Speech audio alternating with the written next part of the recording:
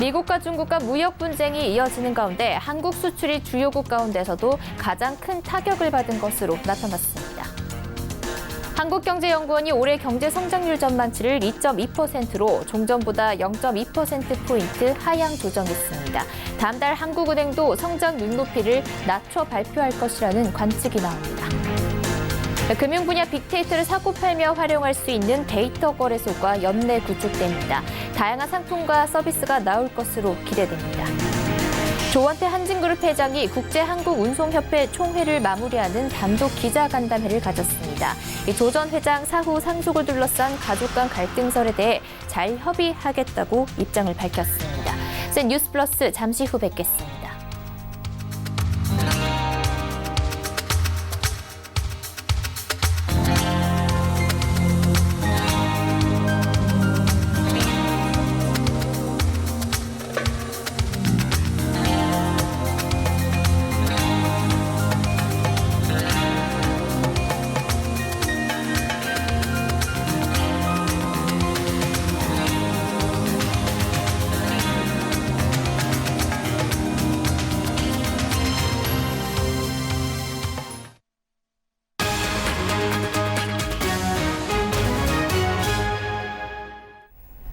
시청자 여러분 안녕하십니까? 뉴스플러스 양한나입니다.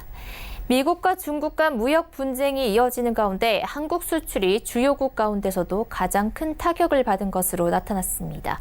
경제협력개발기구 OECD의 주요 20개국 상품교역 통계에 따르면 한국의 올해 1분기 수출은 약 1,386억 달러였습니다. 전년 동기 대비로 보더라도 한국 수출의 감소폭은 8.1%로 주요 20개국은 물론 OECD 회원국 중에서도 가장 큰 것으로 나타났습니다. OECD 회원국 전체 수출은 1년 전보다 2.3% 줄어들었습니다. 향후 전망도 밝지 않습니다. 산업통상자원부에 따르면 5월 우리나라의 수출은 1년 전보다 9.4% 줄었고 수출 감소는 작년 12월부터 반년째 이어지고 있습니다. 앞서 정부는 녹실 회의를 열고 4월 경상수지 적자 가능성이 있다며 범부처 수출 총력 지원 체계를 강화해야 한다는 데 뜻을 모았습니다. 한국경제연구원은 올해 경제성장률 전망치를 종전보다 0.2%포인트 하향 조정한 2.2%로 전망했습니다. 한경연은 경제성장률 전망치를 하향 조정한 요인으로 수출과 투자, 소비, 3중 부진을 꼽았습니다. 특히 올해 수출 증가율을 기존 전망치 2.9%보다 절반 이하로 낮춘 1.4%라고 내다봤습니다. 미중 무역 갈등 격화와 글로벌 경기 하강 등이 전반적인 교역 조건 악화로 이어졌다고 본 겁니다. 설비 투자와 건설 투자는 각각 5% 역성장할 것으로 예측했습니다. 민간 소비는 2.3% 증가하겠지만 소비 심리 부진과 가계빚 부담 증가, 자산 가격 하락 등으로 인해 당초 전망치보다는 증가율을 0.2%포인트 낮춰 잡았습니다. 올해 우리나라의 경제성장률 전망치 하향 조정은 한경연이 처음이 아닙니다. 앞서 KDI와 금융연구원 OECD 역시 성장률 전망치를 2.6%에서 2.4%로 하향 조정한 바 있습니다. 여기에 더해 한국은행 역시 다음 달 성장률 전망치를 하향 조정할 것이라는 관측이 나오고 있습니다. 금융당국이 금융 빅데이터 개방 시스템 구축 방안을 내놨습니다. 빅데이터는 디지털 시대 주요 자원으로 손꼽히면서 원유에 비유되기도 하는데요. 대형 금융사뿐 아니라 핀테크 및 창업기업들도 빅데이터를 활용한 디지털 경쟁에 적극 참여할 수 있도록 해 금융산업의 발전을 꾀하겠다는 겁니다. 고현정 기자입니다. 금융당국이 금융 분야 빅데이터 인프라를 개방키로 했습니다.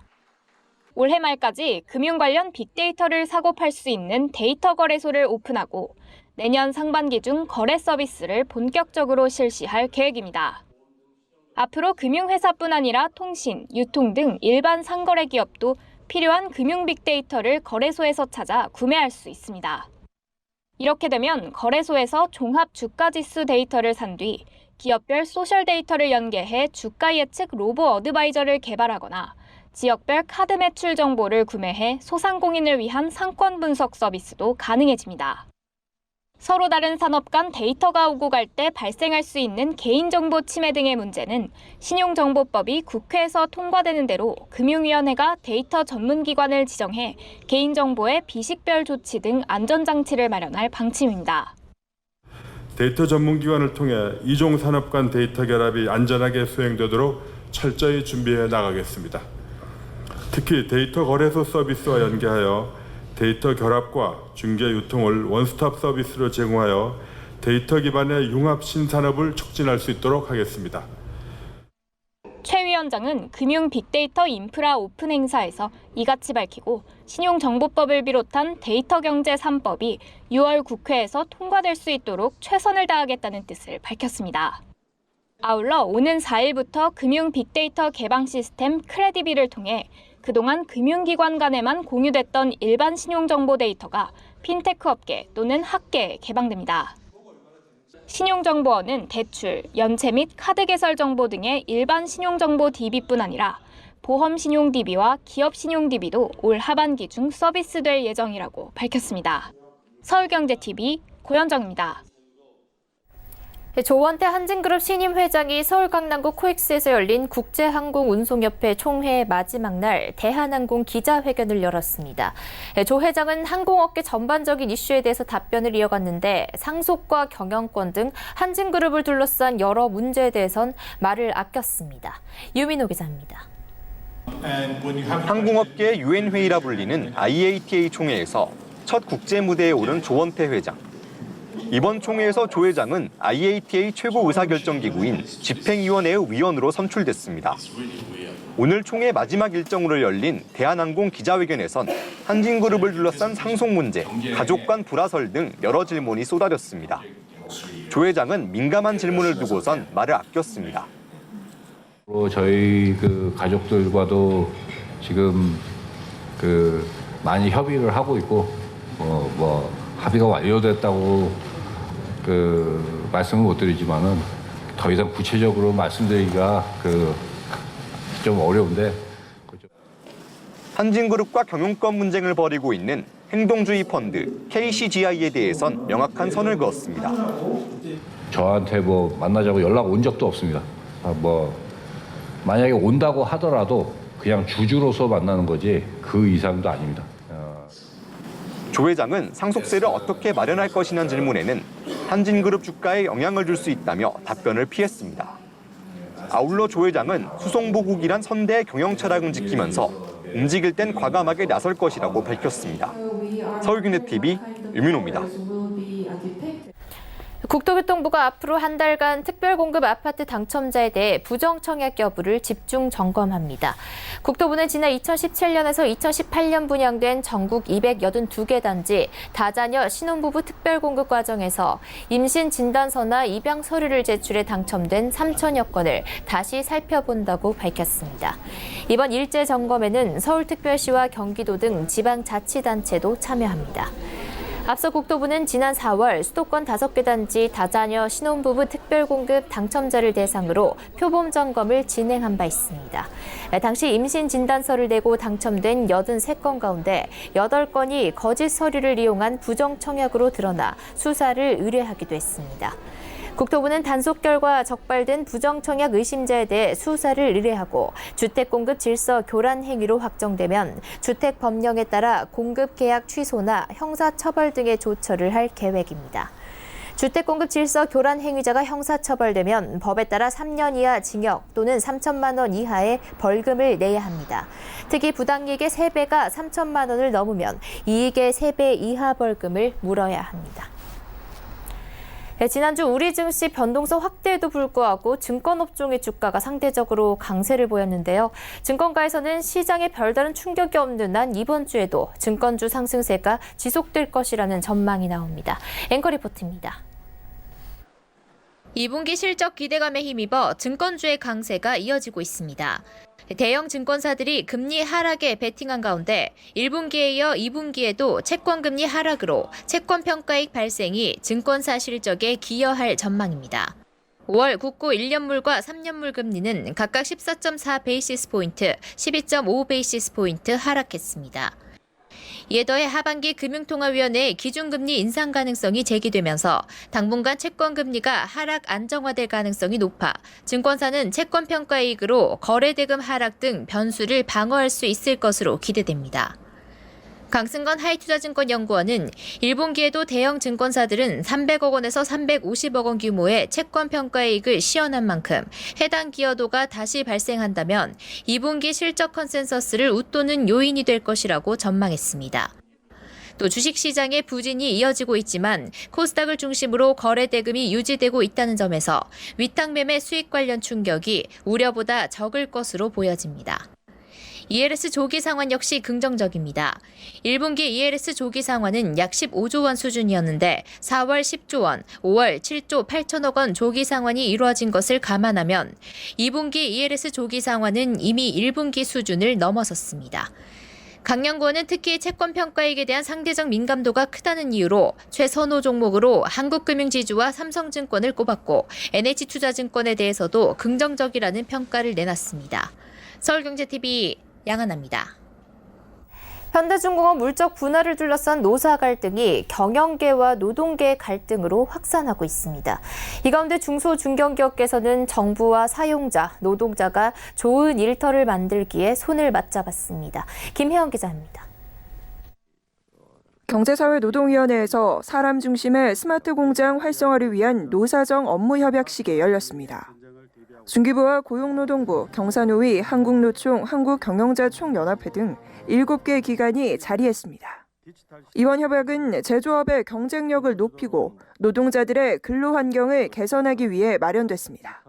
7,900개 스마트 공장을 만들었는데 이 도입 기업은 생산성이 30% 증가를 하고 고용도 평균 3명이 증가하는 그런 결과를 가져왔습니다. 결국 생산성 증가가 고용을 더 늘게 하는 이제 그런 결과입니다. 그래서 앞으로 우리 대한민국이 3차 산업에서 4차 산업혁명 시대에 어떤 그 리드하는 선도 국가가 되기 위해서는 이 스마트 공장과 관련된 부분에 좀 더 많은 관심을 기울일 필요가 있지 않나. 7개 기관은 스마트 공장과 연계한 일터 혁신의 필요성에 대한 노사 인식 제고, 사람 중심 스마트 공장 확산에 대한 사회적 공감대 형성, 사람 중심 스마트 공장 모범 사례 창출 등의 과제를 추진하기로 했습니다. 이를 통해 생산성과 일자리를 늘리는 2마리 토끼를 잡겠다는 겁니다. 우리가 함께 가고자 하는 사람 중심의 스마트 공장과 일터 혁신은 노동의 가치를 더욱 높이는 방향으로 이루어져야 합니다. 사람 중심의 스마트형 공장이 현장에 적용되고 있는 과정의 작은 변화도 노사가 함께 점검하고 협의해 나가는 노력이 필요합니다. 이른바 굴뚝산업으로 대변돼 왔던 제조업은 4차 산업혁명이라는 변화를 맞이하고 있습니다.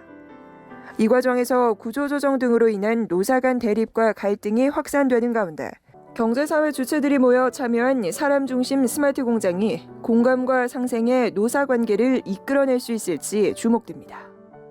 서울경제TV 김혜영입니다. 5G 시대의 증강현실인 AR 산업이 새로운 기술로 주목받고 있습니다. LG U+가 세계 최초로 4K 화질의 AR 콘텐츠 상용화에 나섰다고 합니다. 올해만 AR 콘텐츠 개발에 100억 원을 투자할 계획이라고 하는데요. 스튜디오 현장에 이하라 기자가 다녀왔습니다. 사방이 녹색인 AR 스튜디오. 한 모델이 인기 가수의 노래에 맞춰 춤을 춥니다. 800만 화소 초고화질 4K 카메라 30대가 모델의 움직임을 360도로 촬영합니다. 손가락부터 머리카락까지 미세한 각도까지 꼼꼼하게 촬영된 영상들은 3D 렌더링을 거쳐 AR 콘텐츠로 제작됩니다. 가볼 수 없는 곳에 사용자를 순간이동시켜주는 게 VR 기술이었다면 사용자가 있는 공간으로 스타를 불러오는 게 AR입니다. 현재 AR은 주로 산업용 AR 쪽에 접목하는 사례들이 많습니다. B2C로 대중적으로 이용되는 사례는 아마 저희 U+가 처음으로 적용한 것 같습니다. LG U+는 차별화된 5G 콘텐츠로 AR을 주목해 볼륨 매트릭 비디오 캡처 기술을 도입했습니다. 볼륨 매트릭은 실사를 기반으로 360도 입체 영상을 제작하는 기술입니다. 이 기술 덕분에 사용자는 컴퓨터 그래픽이 아닌 실사 영상을 360도로 돌려가면서 볼 수 있습니다. LG U+는 지난 4월 5G 상용화 이후 K-팝 아이돌과 예능, 그리고 홈 트레이닝 등을 포함해 750여 편의 AR 콘텐츠를 제작하고 올해 안에 1,500편까지 확대할 계획입니다. 서울경제TV 이하라입니다. 매년 8,000개 이상의 치킨집이 문을 닫는 등 치킨집이 창업보다 폐업이 많은 것으로 나타났습니다. KB금융그룹이 낸 자영업 분석 보고서에 따르면 치킨집 창업은 2014년 9,700개에서 지난해 6,200개로 줄어든 반면 폐업은 2015년 이후 매년 8,000개 이상 꾸준히 발생했습니다. 지역별로는 부천과 수원, 대전 서구 지역에서 폐업이 많았고 창업은 수원과 청주, 부천 순으로 많았습니다. 특히 폐업 매장의 평균 면적이 같은 기간 58.1제곱미터에서 64.7제곱미터로 늘어나 규모가 큰 매장의 폐업이 많았던 것으로 분석됩니다. 이 보고서는 전체 치킨 시장 규모는 성장세를 이어가겠지만 경쟁 심화와 수익성 하락 등으로 영업 여건은 당분간 개선이 어려울 것으로 내다보고 예비 창업자는 상권 분석 서비스나 창업 컨설팅 등을 통해 해당 상권을 면밀히 살펴봐야 한다고 조언했습니다. 한편 치킨집은 전체 외식 프랜차이즈 가맹점의 21.1%를 차지하는 핵심 업종으로 한식을 제외하면 가장 많은 409개의 브랜드가 경쟁하는 것으로 조사됐습니다. 전국 치킨집 수는 지난 2월 기준 약 8만 7천 개였습니다. 직장인들은 올해 여름 휴가 비용으로 평균 100만 원가량을 예상하는 것으로 조사됐습니다. 구인 구직 플랫폼 사람인이 최근 직장인 약 1,700명을 대상으로 여름 휴가 계획에 대해 설문조사한 결과 여름 휴가 평균 비용은 98만 원이었습니다. 휴가지에 따른 예상 비용 차이가 컸습니다. 휴가지로 국내를 선택한 경우 평균 비용이 54만 원이었으나 해외로 휴가를 계획 중인 경우 평균 192만 원으로 예상 비용이 치솟았습니다. 결혼 여부에 따른 차이도 있었습니다. 기혼자는 평균 97만 원의 휴가 비용을 예상한 반면 미혼자는 85만 원으로 비교적 낮았습니다. 휴가를 떠나는 시기는 7월 말과 8월 초가 이어지는 7월 마지막 주를 선택한 응답자가 전체 20.3%로 가장 많았습니다. 그 다음으로는 8월 첫째 주와 8월 둘째 주 순이었습니다.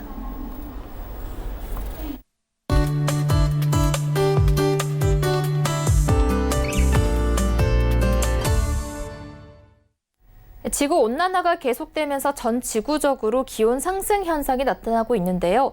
기온이 상승을 하게 되면 온열질 환자가 많이 발생을 하게 되고요. 또 식량 부족 사태나 전염병도 발생할 수 있다고 합니다. 그런데 그 기온 상승으로 또 특히 많이 증가하는 것 중 하나가 바로 대형 산불입니다.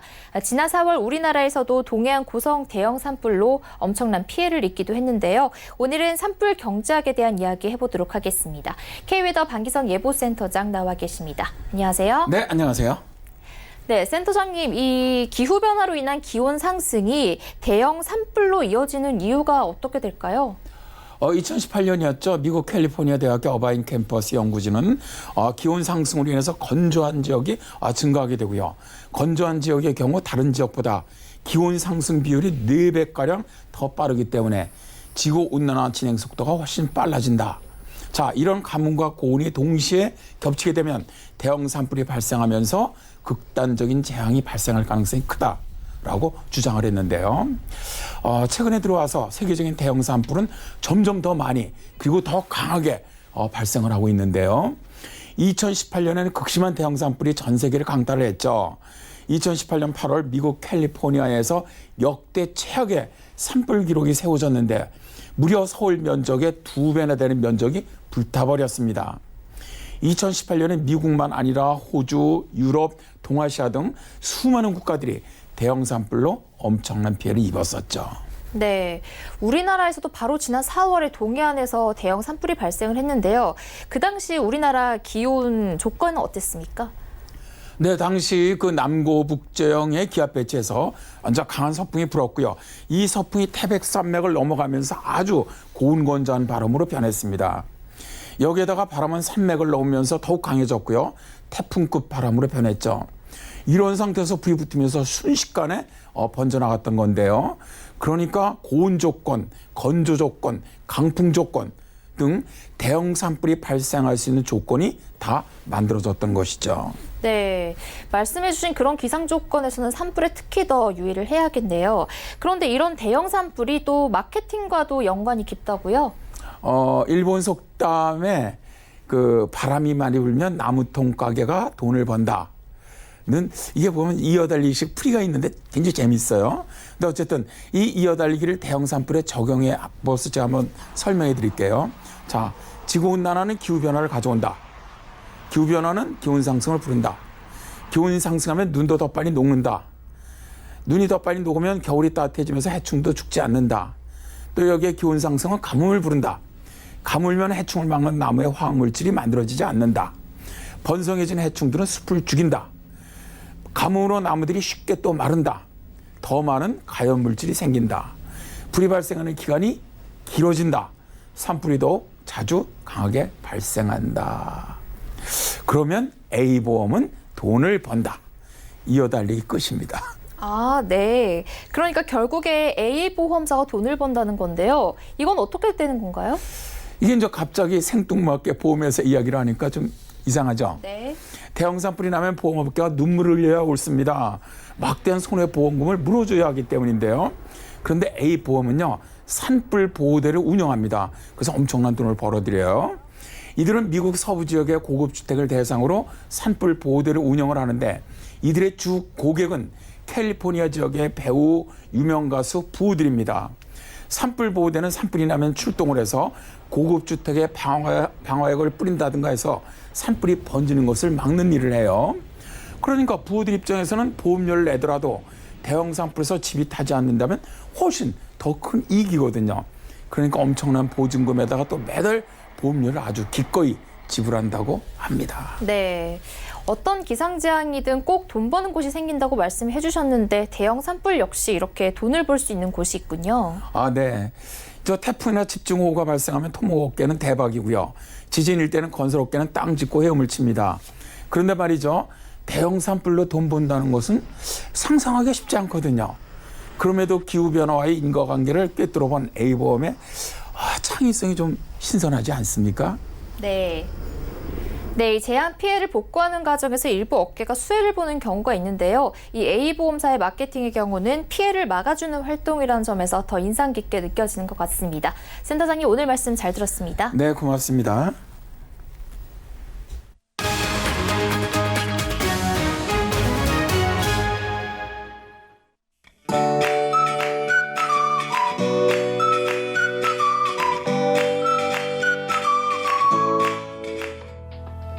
안녕하세요. K웨더 라이프스타일 예보 김단비입니다. 오늘 전국 곳곳에 낮 기온이 30도 안팎까지 크게 오르며 한여름처럼 더웠습니다. 경상 내륙은 33도 이상 기온이 오르며 폭염주의보가 내려지기도 했고요. 강원 영동은 건조주의보가 내려진 가운데 대기가 바짝 메말라 있습니다. 때이른 폭염 속에 건강관리 잘해주시고요. 건조특보가 내려진 지역에서는 불씨관리에 각별히 주의하시기 바랍니다. 내일도 오늘만큼이나 덥겠습니다. 아침 기온은 전국에서 20도 안팎을 보이겠고요. 낮 기온은 서울 30도, 강릉과 대전, 광주는 31도, 대구는 33도가 예상됩니다. 여기에 한낮에는 볕이 강하게 내리쬐며 자외선 지수는 매우 나쁨 단계까지 오르겠는데요. 오후 시간대 가급적 불필요한 외출은 자제해 주시고요. 외출 시 물을 자주 마셔주시기 바랍니다. 내일은 남해상에 위치한 고기압의 영향으로 전국에 가끔 구름만 많겠고요. 서해오도는 새벽부터 아침 사이 산발적으로 빗방울이 떨어질 때가 있겠습니다. 다음은 자세한 지역별 날씨입니다. 중부지방 서울과 수원의 낮 기온 30도, 춘천과 대전, 청주는 31도까지 오르며 낮 동안 불볕더위가 예상됩니다. 동해안 강릉의 낮 기온은 31도로 덥겠고요. 속초의 낮 기온은 26도로 낮 동안 크게 덥지는 않겠습니다. 남부지방 전주는 17도에서 시작해 한낮에는 30도까지 오르겠고요. 부산의 낮 기온은 25도가 예상됩니다. 바다의 물결은 전해상에서 최고 1.5에서 2m로 비교적 잔잔하게 일겠습니다. 이번 주는 낮 동안 계속해서 덥겠고요. 목요일 전남 해안과 제주도에서 시작된 비는 금요일에 강원 영동과 충청 이남으로 확대될 전망입니다. 날씨였습니다. 센 뉴스 플러스 여기까지입니다. 시청해주신 여러분 고맙습니다.